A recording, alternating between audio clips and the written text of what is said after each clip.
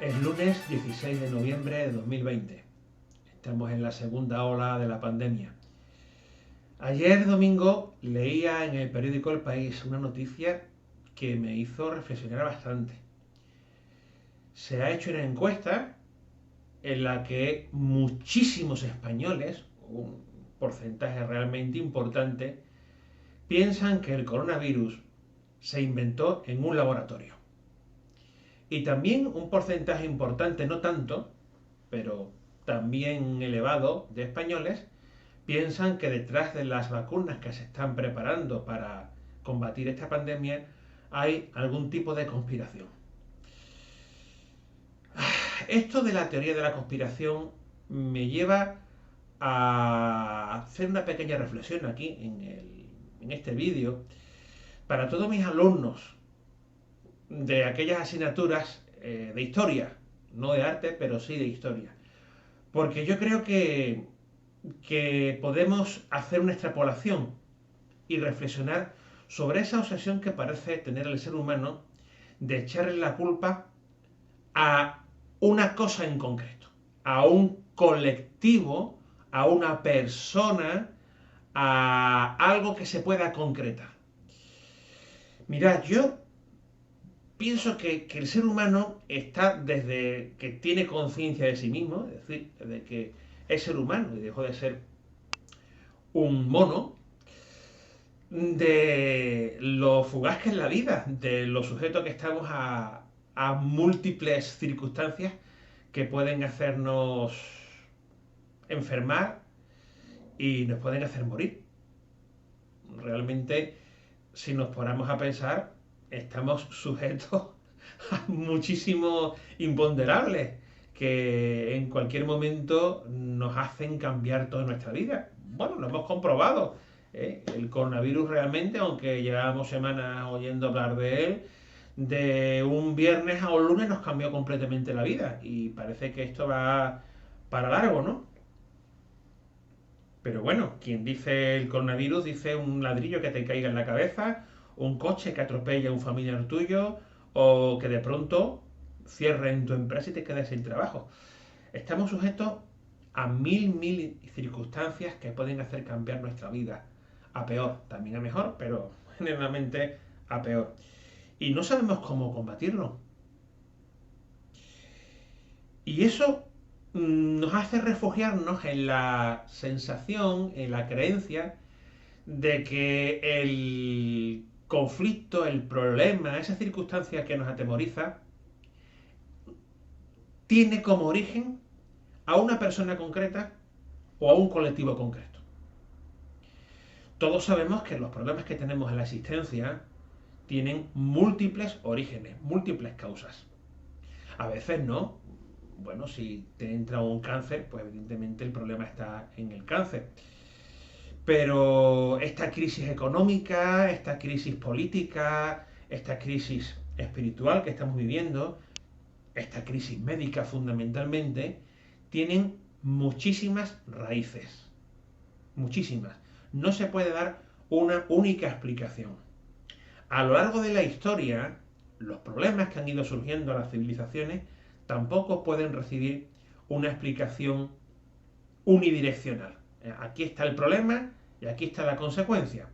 Si pensamos, pues qué sé yo, en la guerra de los 30 años, pongamos por caso, no se puede hablar de una sola circunstancia que desencadenara la guerra. Hay que hablar de circunstancias múltiples. De la Primera Guerra Mundial, lo mismo. Incluso de la Segunda Guerra Mundial. La Segunda Guerra Mundial siempre se dice que el problema fue Hitler. Evidentemente fue Alemania, el país que desencadenó la Segunda Guerra Mundial, pero cualquiera que examine mínimamente las circunstancias se da cuenta de que había múltiples razones que condujeron hacia ese conflicto. Entonces, ¿qué ocurre? Bueno, pues que tanto la persona individual como el colectivo responden de similar manera. La persona individual ante un problema concreto que ella tiene suele encontrar alguien o algo que es causante de ese problema, sin tener en cuenta que seguramente existe un cúmulo de circunstancias que ha conducido a ese problema. En mundos pasados, incluso hoy todavía en el medio rural, hay personas que creen que existe el mal de ojo. Yo he tenido alumnos que creen firmemente en el mal de ojo y que lo mismo que me dicen que no creen en la iglesia y que todo lo de la religión es mentira y tal, pues piensan que existen personas en sus pueblos que echan males de ojo y que esas personas son culpables pues de las desgracias que le ocurren a fulanito o a menganita. Y lo mismo que eso, pues creen que hay personas que son sanadoras que pueden curar de esos males. Estas creencias están muy enraizadas en la población desde antiguo. Y de hecho, bueno, en el mundo griego y romano se creía en los llamados númenes. Los númenes son unos espíritus que no debemos confundir con fantasmas. Son fuerzas que existen en la naturaleza que son positivas, que son negativas. Unas son benignas, otras son malignas. Unas no hacen daño o incluso te pueden ayudar y otras pues te pueden dañar seriamente. Y pensaban que existían una serie de rituales que se podían utilizar, signos, amuletos, sacrificios, para atraer los númenes que son positivos y para alejar los númenes que son negativos. Es decir, en el fondo, lo que estamos ante un mecanismo de autodefensa. Ante una circunstancia que nos viene encima y ante la que no sabemos cómo defendernos, vamos a pensar que el origen está en algo en concreto y mediante una determinada herramienta, trátese de un ritual, trátese de un objeto, lo que sea, puedes combatir ese daño porque el daño te viene de un lugar en concreto. Bueno, pues ¿qué pasa? ¿Qué pasa con las sociedades? Pues pasa algo parecido, pero en otra dimensión. Cuando una sociedad se siente en crisis, se siente amenazada, tiene que encontrar una amenaza concreta que combatir. Vamos a poner un caso muy evidente, el siglo XIV. El siglo XIV en Europa fue un siglo de crisis, no solo de crisis, ojo, no fue una etapa terriblemente oscura, fue una etapa dinámica, pero sí conoció problemas muy serios. Fundamentalmente la gran pandemia de la historia, la peste negra, pero también otros conflictos como el comienzo de la Guerra de los 100 años. O en Andalucía un terrible terremoto a mediados del siglo XIV que cayó muchas torres de iglesias medievales de esas que yo estudio. O el comienzo de los grandes conflictos señoriales en las ciudades que crearon bandos y guerrillas urbanas. Periodo también de malas cosechas. Sí, muchos males. Males que tienen raíces muy diversas y a los que es difícil combatir. Pero se encontró una manera de desahogar ese temor y de, por lo menos, intentar hacernos fuertes frente a esas circunstancias terribles. La culpa es de los judíos. Todos habéis oído hablar de eso, ¿verdad? Los judíos que se supone que envenenaron el agua, porque tenían tanto odio a los cristianos, tenían tanto rencor, que decidieron envenenar el agua y así extendieron la peste negra. Esto, evidentemente, es una total y absoluta falsedad. Pero se creyó. Y se creyó porque había necesidad de creerlo.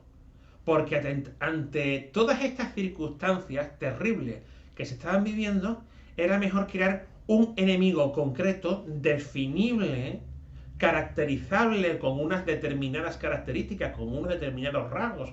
En el caso de los judíos es evidente, los mismos judíos defienden su personalidad y reivindican su manera de ser. Bueno, pues había que encontrar un enemigo definido, un colectivo determinado, el de los judíos, que es distinto a nosotros.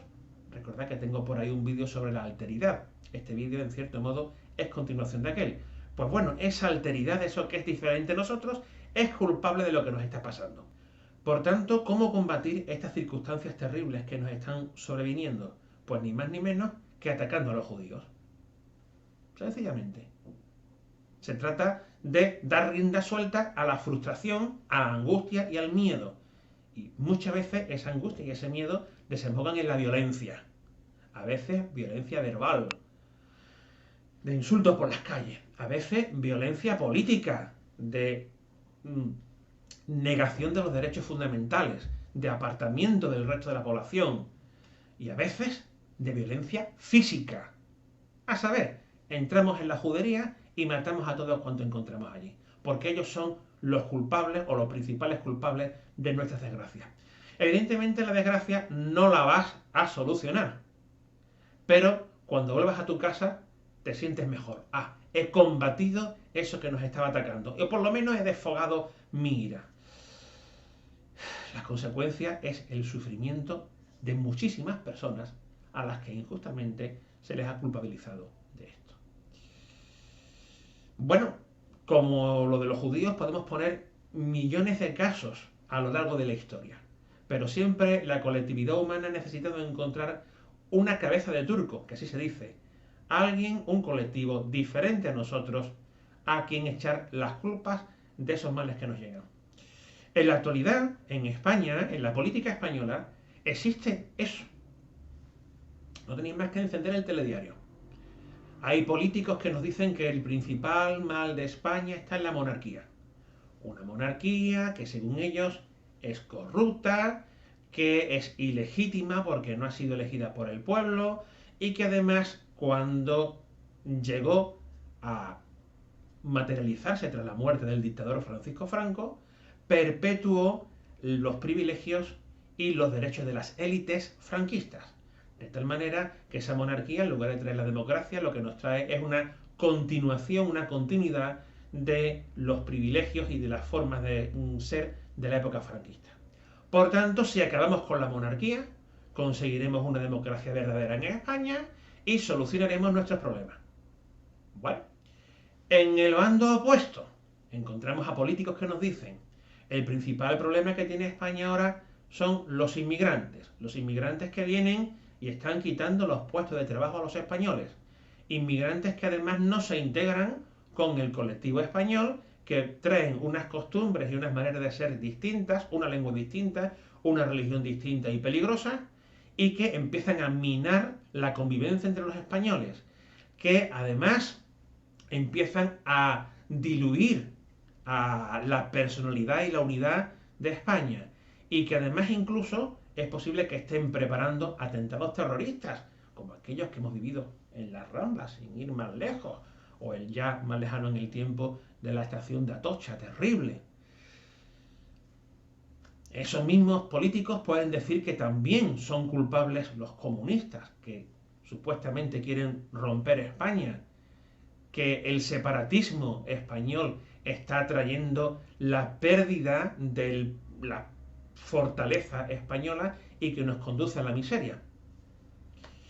Luego podemos encontrar también políticos que dicen España nos roba, que el problema de Cataluña está en algo, según ellos, distinto, que es España, la alteridad. España, un país con una historia diferente que nos ha, entre comillas, absorbido, nos ha dominado, se ha aprovechado de nosotros y nos ha impedido que nos desarrollemos como podemos desarrollarnos. Y que incluso se lleva a regiones de gente floja y poco trabajadora, como Andalucía, como Extremadura, nuestras ganancias. Por tanto, los problemas de Cataluña se van a arreglar separando Cataluña de España. De esa manera, administrándonos por nosotros mismos, quedándonos con nuestras ganancias, teniendo un autogobierno, vamos a brillar como realmente deberíamos. Y viceversa, tenemos otras personas, otros políticos, otros colectivos en el resto de España que dicen, uno de los principales problemas que tenemos es Cataluña, una comunidad egoísta, una comunidad que se cree no solo distinta, sino superior al del resto de los españoles, una comunidad que siempre que ha habido problemas, siempre que ha habido inestabilidad, por ejemplo la Segunda República, o ahora mismo todos los conflictos que tenemos, todos los problemas políticos, económicos que tenemos, se aprovechan de esa inestabilidad para reivindicar una separación que no solamente no está históricamente justificada, sino que además va a traer el caos y la ruina económica de nuestra nación.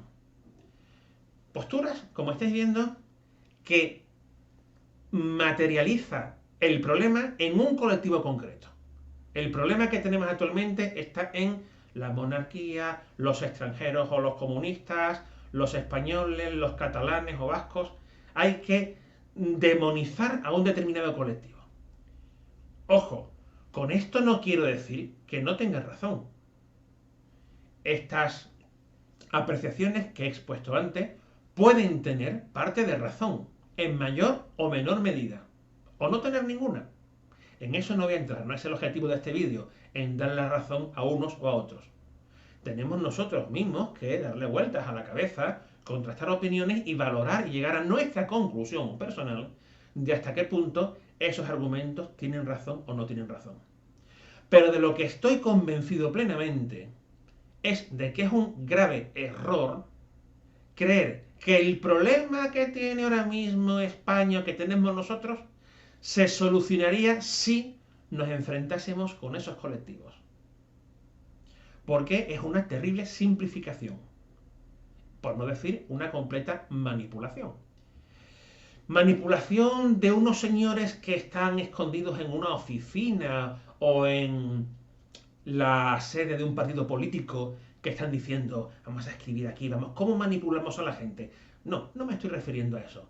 Me estoy refiriendo a un fenómeno que es más espontáneo, que es el que he explicado antes de los ataques a los judíos en el siglo XIV.